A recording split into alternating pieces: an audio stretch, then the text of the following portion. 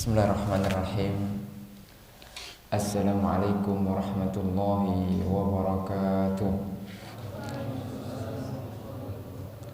Innal hamdalillah nahmaduhu wa nasta'inuhu wa nastaghfiruh wa na'udzu billahi ta'ala min shururi anfusina wa min sayyiati a'malina. Man yahdihillahu fala mudilla lahu wa may yudlil fala hadiya lahu. Asyhadu an la ilaha illallah wahdahu la syarika lah wa asyhadu anna Muhammadan abduhu wa rasuluh. Qala Allahu rabbuna tabaraka wa ta'ala, ya ayyuhalladzina amanu taqullaha haqqa tuqatih wa la tamutunna illa wa antum muslimun.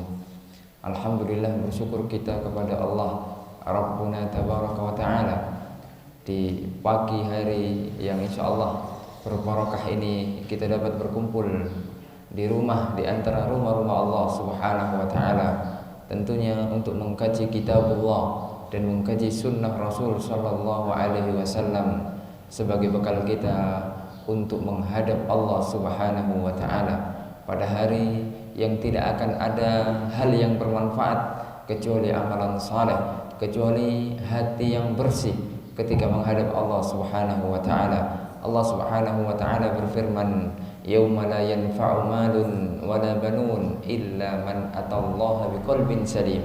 Pada hari yang tidak akan bermanfaat harta dan anak-anak kecuali orang-orang yang datang kepada Allah dengan membawa hati yang hanif, hati yang bersih, hati yang bersih dari segala macam noda-noda kesyirikan, segala macam noda-noda kebid'ahan dan noda-noda kemaksiatan. InsyaAllah pada kesempatan kali ini kita akan membahas suatu tema yang besar, yaitu hakikat mencintai Nabi Muhammad sallallahu alaihi wasallam. Sering kita mengungkapkan bahwasanya saya cinta kepada Rasul. Akan tetapi tidak setiap ungkapan kita itu benar adanya.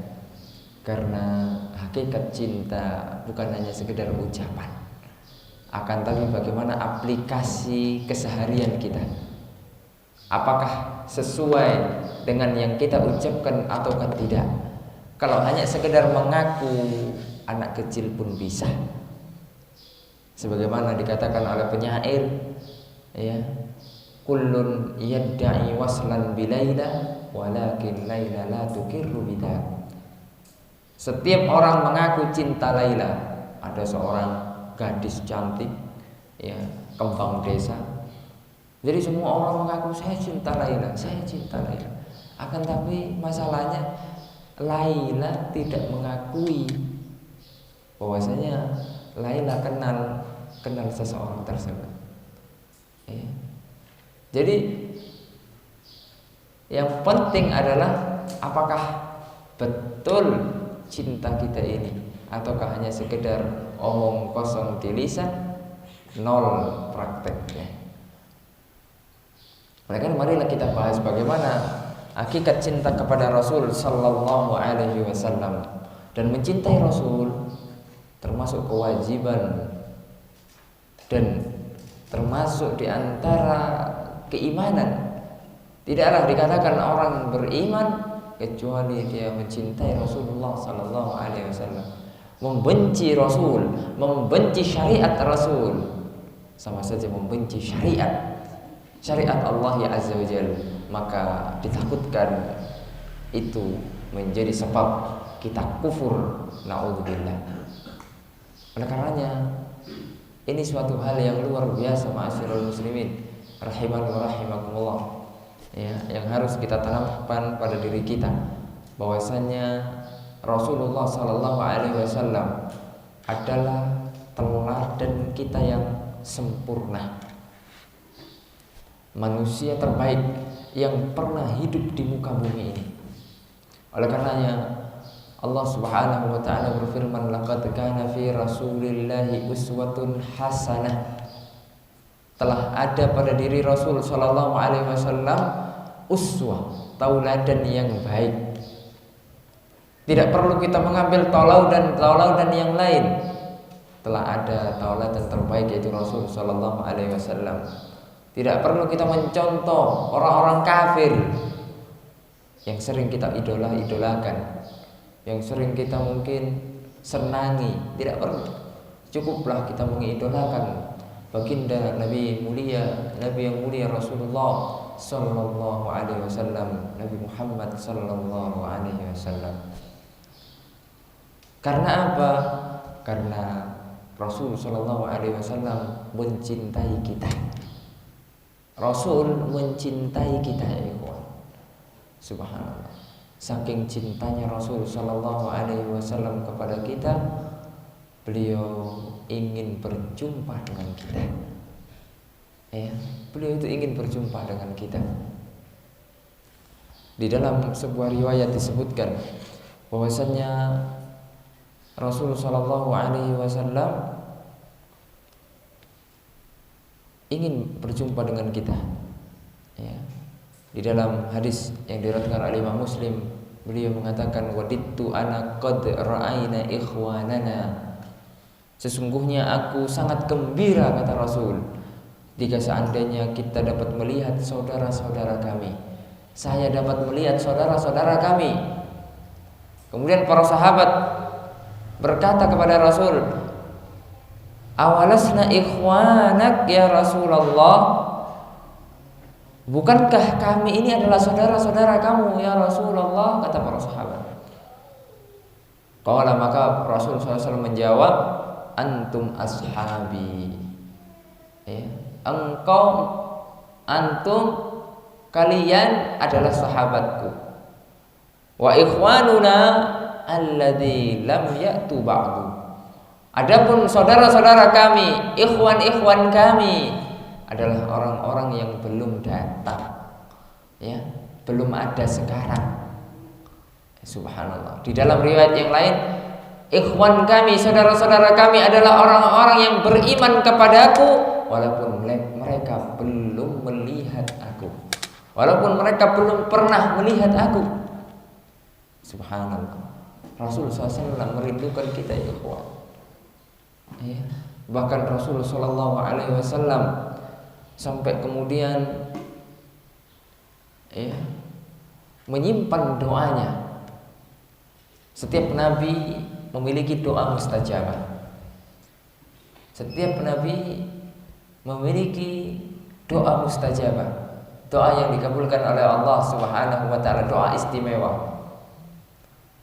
Sedangkan nabi-nabi yang lain sudah diambil doa-doa istimewanya ketika di dunia. Akan tapi Rasul kita yang mulia Rasulullah Nabi Muhammad sallallahu alaihi wasallam menyimpan doanya untuk kita. Beliau mengatakan sebagaimana diriwayatkan oleh Imam Muslim dalam sahihnya, likulli nabiyyin da'watun mustajabah. Setiap nabi ada jatah doa yang diijabah oleh Allah Subhanahu wa taala, doa istimewa. Fata'ajjala kullu nabiyyin da'watahu wa inni ikhtaba'tu da'wati syafa'atan li ummati yaumal qiyamah. Subhanallah. Lihat bagaimana kecintaan Rasul kepada kita. Setiap nabi sudah mengambil jatahnya. Adapun aku undurkan jatah doaku itu untuk memberi syafaat kepada umatku pada hari kiamat. Subhanallah. Subhanallah. Ini luar biasa. Oleh karena tidak ada alasan bagi kita ma'asyiral muslimin untuk tidak mencintai Rasulullah sallallahu alaihi wasallam. Nanti ketika kita di pada mahsyar, kita pasti membutuhkan syafaat Rasul sallallahu alaihi wasallam yang dinamakan dengan syafaatul uzma.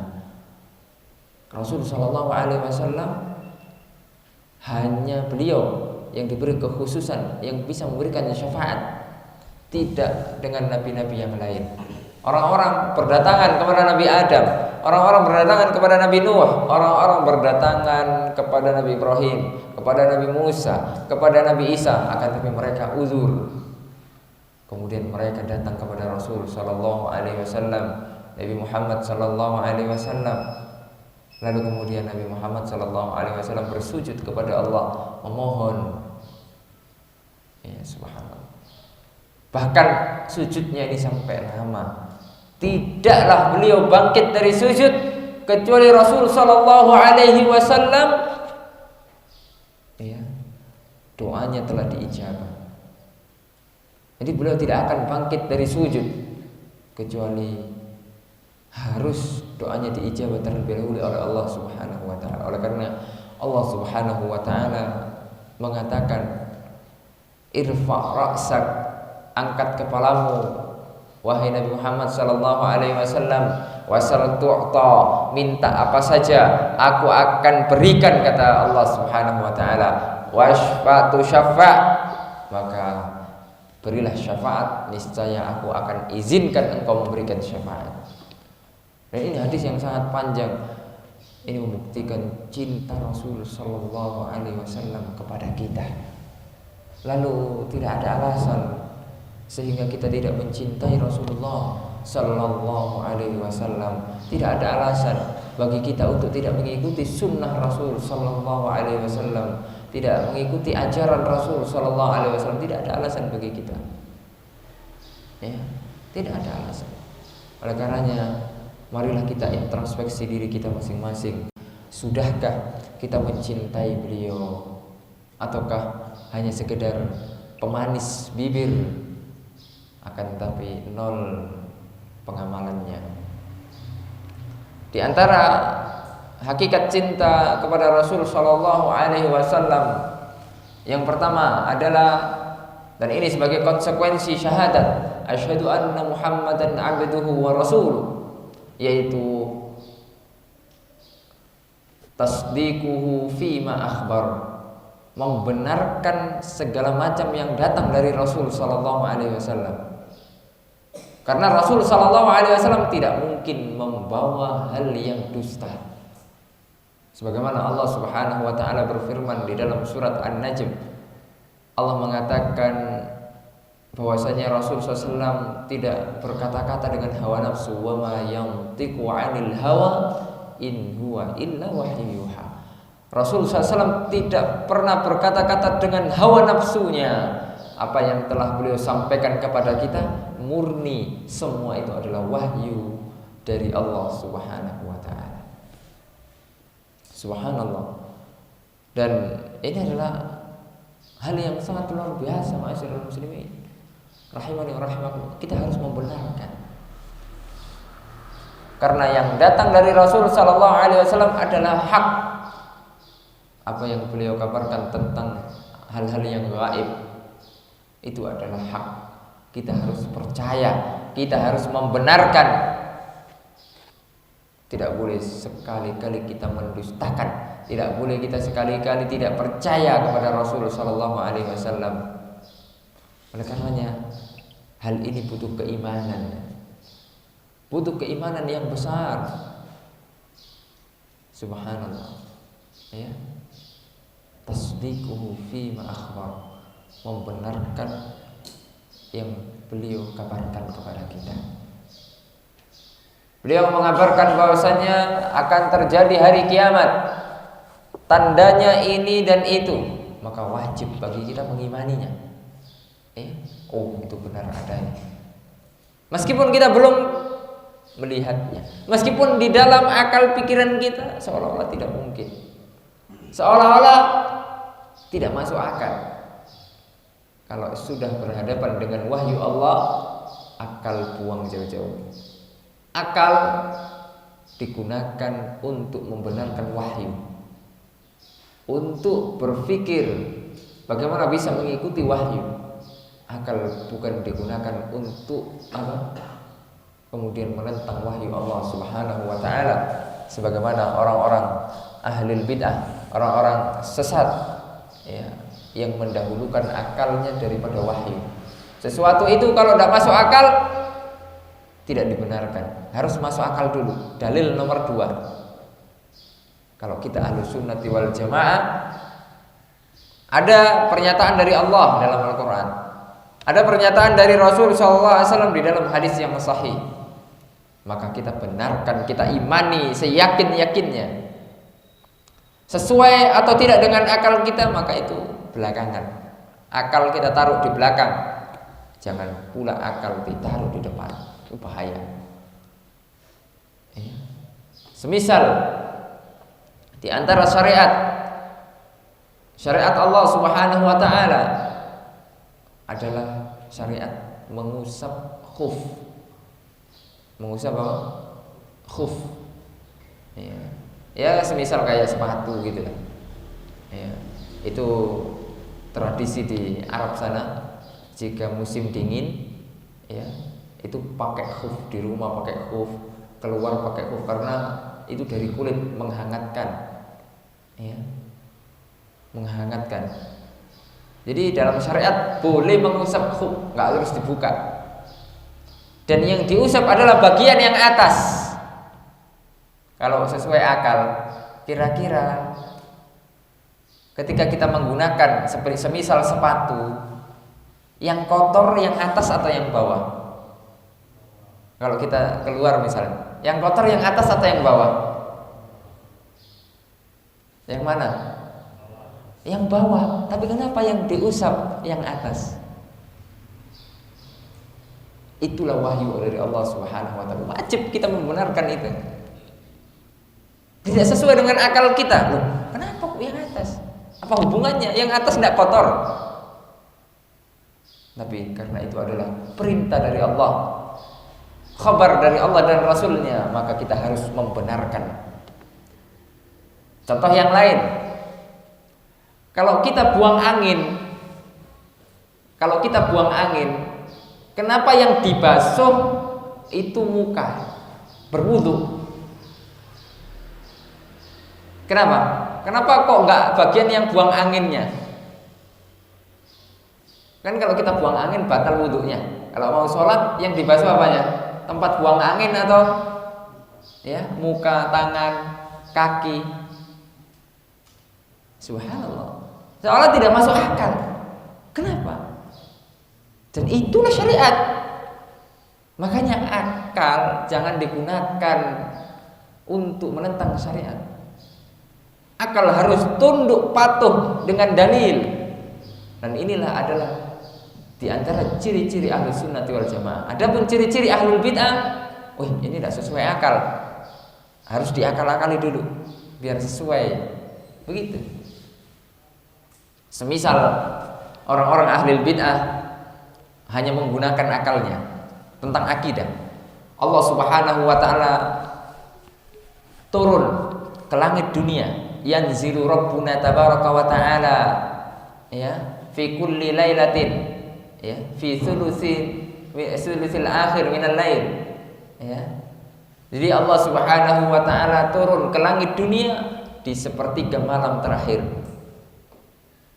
Kalau orang menggunakan akalnya ya, pasti keluar statement begini. Kalau Allah Subhanahu wa taala turun sepertiga malam terakhir, nah, di Indonesia turunnya jam segini, berarti nanti di Saudi turun lagi dong, nanti di Amerika turun lagi dong. Subhanallah ya. Ini kalau dipahami secara akal manusia, akal yang serba terbatas, akal yang serba kurang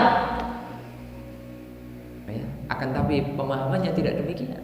Tidak boleh kita menyamakan Allah dengan makhluknya.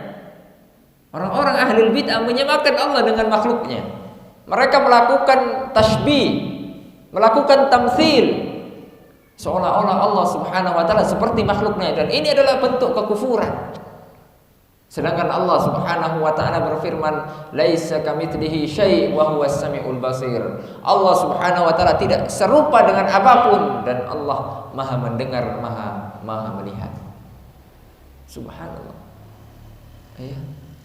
Itulah ma'asyiral muslimin rahimani wa rahimakumullah.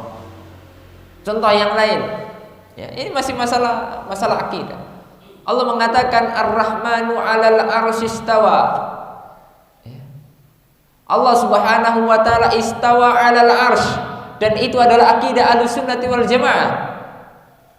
Sedangkan orang-orang yang hanya mengandalkan akal, berarti kemudian Allah Subhanahu wa taala di mana sebelum adanya 'arsy? Ya. Berarti Allah di mana sebelum adanya 'arsy? Itu orang yang pakai akal itu. Tidak tunduk akalnya kepada dalil. Apa susahnya mengimani Allah Subhanahu wa taala ada di arsy?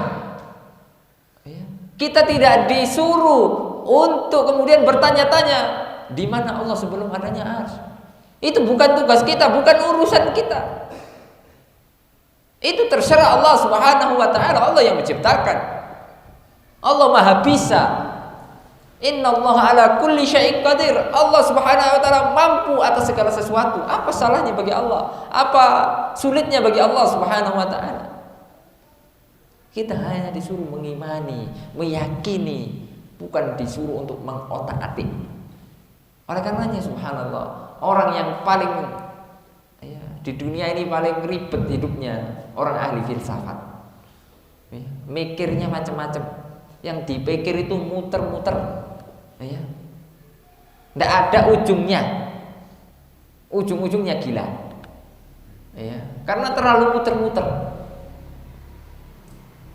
Oleh karena masyarakat muslimin rahimani wa rahimakumullah, justru bagi mereka gila itu sebuah kebahagiaan, kebanggaan. Karena mereka mengatakan bahwasanya loh, gila itu bisa jadi wali. Naam, wali syaitan. Nah, kita bisa katakan wali memang, tapi wali syaitan. Karena wali ada dua, waliullah. Ini syaratnya harus bertakwa kepada Allah. Tidak takut hanya kepada Allah, tidak takut kepada selainnya, takut hanya kepada Allah.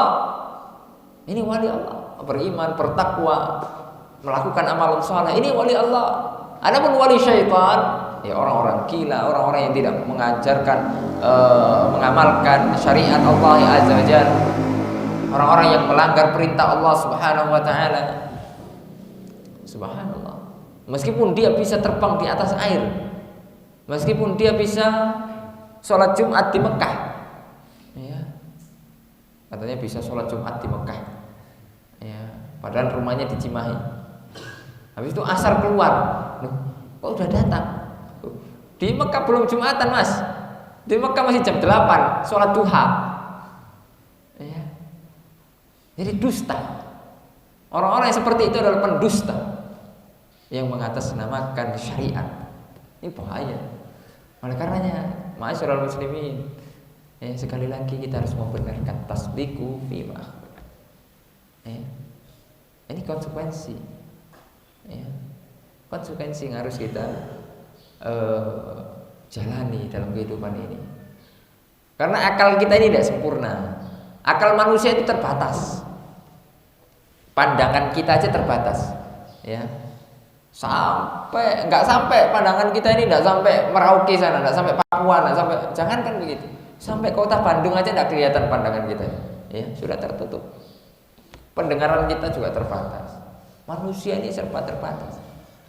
Lalu kemudian memikirkan hal-hal yang besar, yang itu adalah tugas dari Allah Subhanahu wa taala. Itu sudah ketentuan dari Allah Subhanahu wa taala. Itu yang pertama. Kemudian yang kedua, di antara hakikat kita cinta kepada Rasul SAW adalah ta'atuhu fima amar. Harus mentaati apa yang beliau perintahkan. Wa may yuti'ir rasula faqad ata'a Allah, kata Allah dalam Al-Qur'an. Barang siapa yang taat kepada Rasul, dia sudah taat kepada Allah.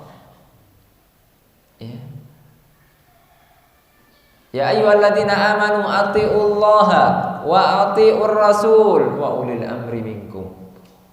Wahai orang-orang yang beriman, taatilah Allah, taatilah Rasul sallallahu. Di antara kita ada yang mengatakan saya cinta kepada Allah. Maka Allah uji di dalam firman-Nya surat Ali Imran. Allah mengatakan kul in kuntum tuhibbunallah fattabi'uni yuhibbukumullah.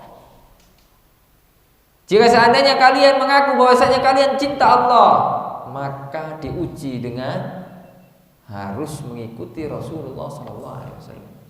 Mengikuti Rasul SAW di dalam segala hal,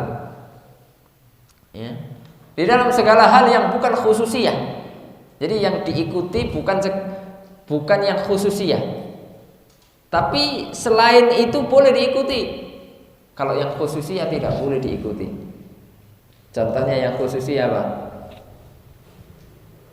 Menikah lebih dari 4. Ya. Jangan pula kita mengikuti. Ya. Nikah sampai istrinya 18, ya, 20 misalnya. Tidak boleh. Itu khususiyah dari Rasul sallallahu alaihi wasallam. Dan banyak lagi khususiyah yang lain. Ya. Di antara khususiyah Nabi adalah tidaklah seorang Nabi meninggal kecuali dikuburkan di tempat beliau meninggal. Nah, kita tidak boleh begitu. Kita meninggal di masjid dikuburkan di masjid, tidak boleh. Kita meninggal di kamar dikuburkan di kamar.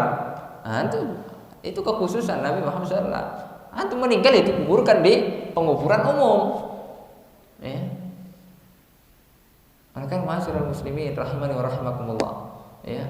Di antara juga kekhususan Nabi ketika akan wafat diberi pilihan. Ketika akan wafat diberi pilihan, mau lanjut hidup atau mati. Ya. Kalau kita tidak bisa begitu, ya, dikasih pilihan lanjut hidup atau mati. Ayo, kalau kita dikasih pilihan mau lanjut hidup atau mati, hah? Ya pasti maunya lanjut lah. Ya, manusia ini kan suka dunia. Ya. Hubbud dunya kata Rasulullah SAW, wa karahiyatul maut. Manusia itu hubbud dunya, cinta dunia dan takut mati. Tapi orang-orang beriman berusaha untuk tidak takut mati. Orang beriman harus selalu siap mati. Oleh karena harus apa yang bisa kita buat untuk agama Allah, kita buat. Sehingga kalau kita mati sudah ada bekal kita di hadapan Allah Subhanahu wa taala. Ya. Ma'asyiral muslimin rahimani wa rahimakumullah. Mentaati apa yang telah beliau perintahkan. Ittabi'u wa la tabtadi'u kata para sahabat. Ikutilah Rasul SAW. Ya. Wa la tabtadi'u, jangan buat-buat ajaran baru. Faqad kufitum, kalian telah dicukupi dengan syariat yang telah dibawa oleh Rasul sallallahu alaihi wasallam. Ya. Di dalam banyak ayat diperintahkan fattabi'uni, ikutilah aku kata Rasul sallallahu alaihi wasallam. Wala tattabi'is subul, jangan ikuti jalan-jalan yang menyimpang. Rasul sallallahu alaihi wasallam pernah menggambar suatu garis. Khattalana Rasulullah sallallahu alaihi wasallam khututan. Ya. Rasulullah SAW pernah menggambar sebuah garis. Ya. Kemudian beliau menggambar ke kanan ke kiri suatu garis. Maka ikutilah jalan yang lurus, jangan ikutilah jalan-jalan yang menyimpang, jalan-jalan yang bengkok, jalan-jalan yang menyimpang dari ajaran beliau sallallahu alaihi wasallam. Lalu bagaimana bisa mengetahui ajaran beliau? Ya, dengan belajar, dengan menuntut ilmu. Ya, dengan menuntut ilmu. Mana kita mengetahui mana yang sunnah, mana yang tidak sunnah. Mana ini ajaran Rasul, mana yang bukan ajaran Rasul. Ini tuntunan Rasul, mana yang bukan tuntunan Rasul. Kita tahu dengan belajar, dengan duduk di majelis ilmu. Ya, subhanallah.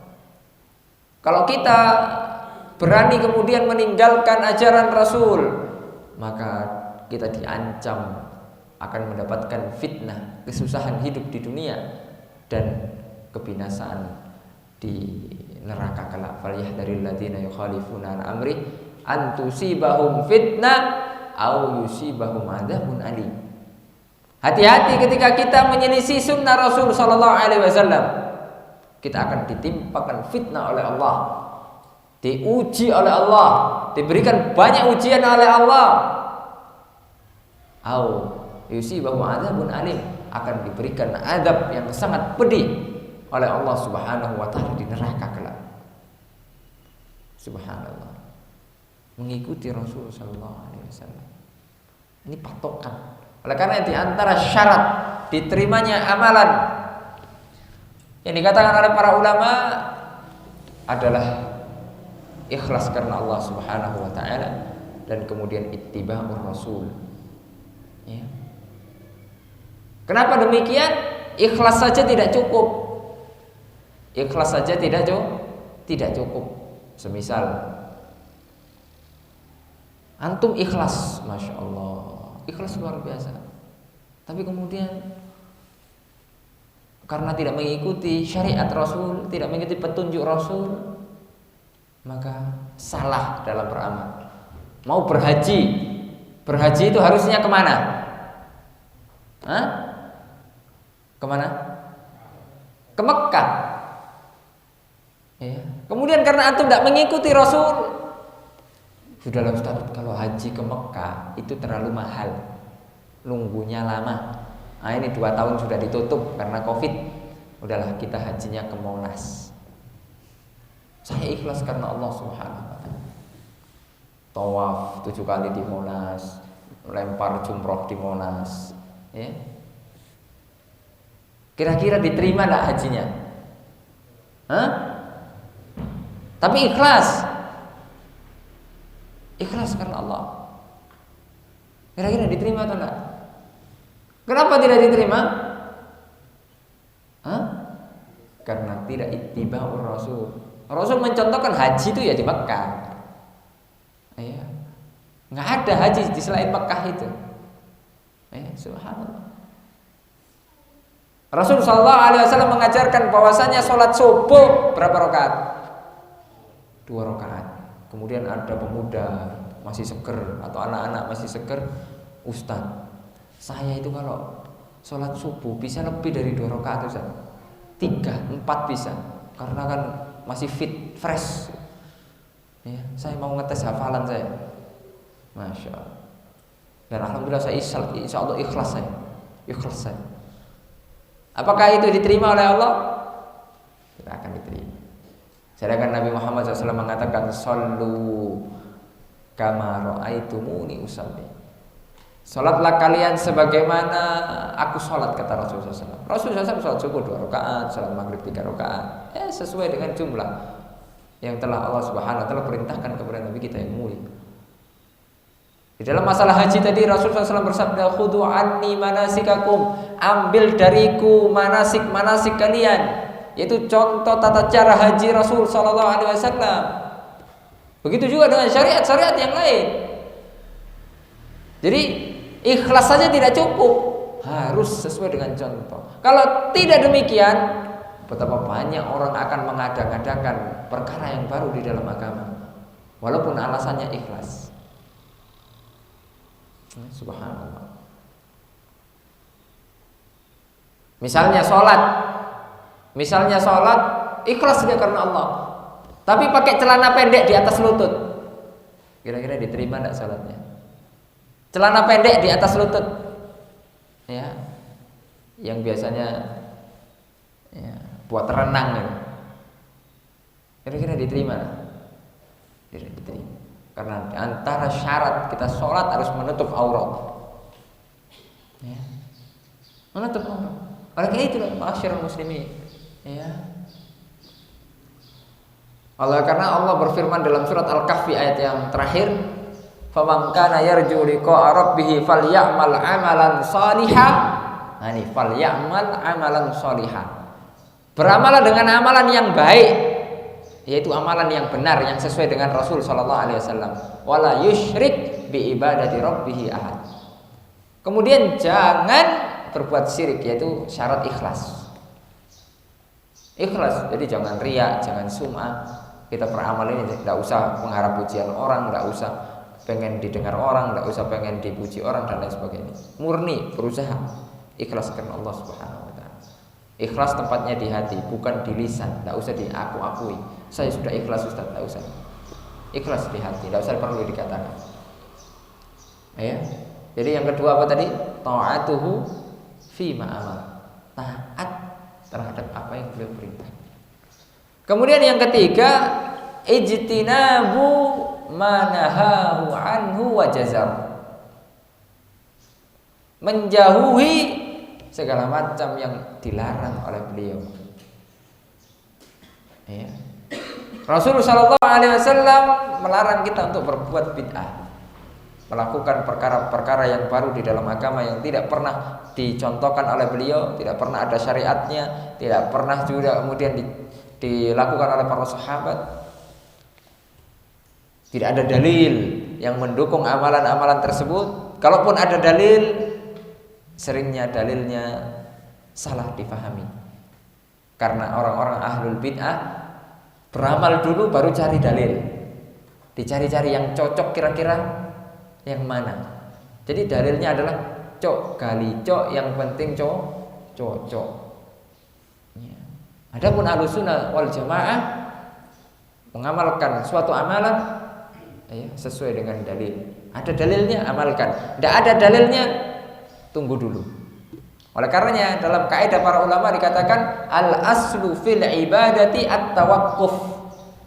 Hukum asal ibadah adalah tawakuf. Tidak boleh kita mengerjakan dulu kecuali sudah ada dalil. Nah, barulah boleh dikerjakan. Adapun masalah dunia, al aslu fil muamalati al ibahah. Hukum asal dari urusan dunia muamalah boleh. Selama tidak ada dalil yang melarang. Ya. Hukum makan jeruk apa? Hukumnya. Hukum makan jeruk. Haram atau halal? Halal. Ya. Apakah ada di dalam Al-Quran kulu al-burtukol? Tidak ada. Ya. Makanlah burtukol, makanlah jeruk. Dalam hadis ada enggak? Kulu al-burtukol, makan oleh kalian jeruk. Tidak ada. Apa dalilnya makan nasi? Boleh enggak makan nasi? Boleh. Dalilnya ya kaidah secara umum al aslu fil muamalati al ibahah. Kaidah para ulama, urusan dunia hukum asalnya boleh. Berarti kecuali ada dalil larangannya, baru tidak boleh. Kalau tidak ada dalil larangannya, itu boleh. Ya. Boleh dilakukan makan nasi, makan jeruk, semangka, terong, semuanya. Ya, barulah kalau yang ada dalil larangannya tidak boleh kita melakukannya. Ya. Misalnya yang ada dalil larangannya makan apa? Babi, bangkai, anjing, dan hewan-hewan yang dilarang oleh syariat. Nah, itu baru tidak boleh karena ada dalil yang melarang. Jadi begitu. Ya. Jadi kita berusaha untuk meninggalkan segala apa yang dilarang oleh Rasulullah Sallallahu Alaihi Wasallam sebisa mungkin. Ya. Dan meninggalkan larangan ini butuh keimanan. Ya. Sebenarnya meninggalkan larangan itu mudah daripada mengerjakan taat. Ya. Kita kan hanya tinggal meninggalkan, tidak usah capek-capek. Kalau taat kan kita masih harus melakukan ini, melakukan. Kalau meninggalkan kan udah kita tahan aja diri kita. Ya, al-kaf yaitu menahan. Ya, jadi di antara konsekuensinya kita mencintai Rasul SAW adalah meninggalkan segala yang dilarang oleh Rasul SAW. Banyak lagi ya yang dilarang oleh beliau. Lalu kemudian yang berikutnya adalah alla yu'badu illa bima syara'. Tidak beribadah kepada Allah kecuali yang telah beliau syariatkan. Ya, dan ini ya sesuai dengan pembahasan kita tadi masih nyambung, adalah di antara syarat diterimanya amal. Kita tidak boleh ibadah kecuali yang telah disyariatkan oleh Rasul. Ketika kita melakukan ibadah, kita tanya pada diri kita, apakah Rasul SAW mensyariatkan ini?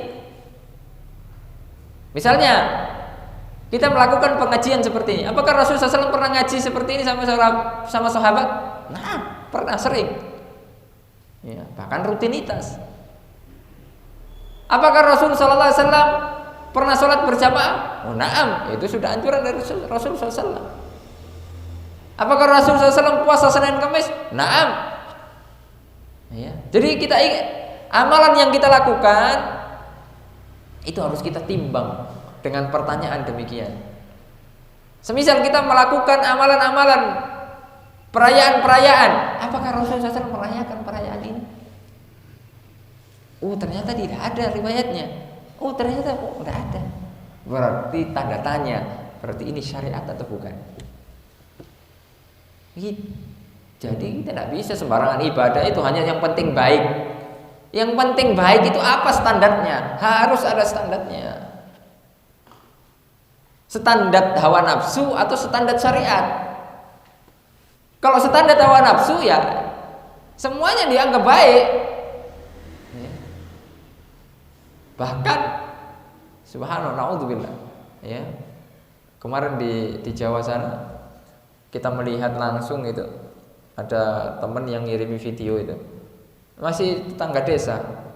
Ada perayaan Maulid Nabi Muhammad SAW dengan joget. Naudzubillah. Joget biduan wanita tidak menutup aurat. Bahkan yang ditutup hanya atasnya saja sama bawahnya sedikit. Subhanallah, naudzubillah. Apakah itu hakikat mencintai Rasul? Itu adalah menghinakan Rasul SAW. Itu adalah bentuk subhanallah. Ya. Ini adalah kejahilan. Ya. Betul-betul kejahilan. Oleh karena alhamdulillah kita ahlu sunnati wal jamaah sangat tegas bahwasanya memperingati hari tersebut kemudian melakukan perayaan yang tidak pernah diajarkan adalah perbuatan yang menyimpang dari ajaran Islam. Ya, subhanallah. Oleh karena masyarakat, apakah tidak cukup dengan kita mengamalkan ajaran-ajaran beliau, kemudian kita juga mengkaji sejarah-sejarah beliau, itu sudah cukup kita mengenalkan beliau kepada umat. Tidak usahlah dengan kemudian dengan musik-musik, dengan naudzubillah. Ya. Ini musibah, musibah di atas musibah, dan itu sudah marak di mana-mana. Kemudian yang tidak merayakan dituduh dengan tuduhan yang dusta, tidak cinta Nabi. Siapa yang tidak cinta Nabi? Orang yang tidak cinta Nabi itu kufur. Ya. Oleh karena masyarakat muslim itulah 4 konsekuensi ya yang bisa disampaikan, ya harus kita betul-betul ya renungi. Ya, sudahkah kita mencintai dan mengikuti ittiba kepada Rasul sallallahu alaihi wasallam? Semoga yang sedikit ini bermanfaat bagi kita. Semoga Allah Subhanahu wa taala mengampuni ya, dosa-dosa kita. Semoga Allah Subhanahu wa taala memberikan keberkahan umur kepada kita. Ya, semoga Allah Subhanahu wa taala menjadikan kita orang-orang yang saleh, ya, orang-orang yang bermanfaat untuk agama Allah, bermanfaat dengan ilmu kita, dengan harta kita, dengan tenaga kita, sehingga semua itu bisa kita bawa nanti menuju Allah Subhanahu wa taala sebagai bekal. Ya, sebagai bekal kita menuju Allah Subhanahu wa taala. Ya, mungkin itu saja. Ada pertanyaan?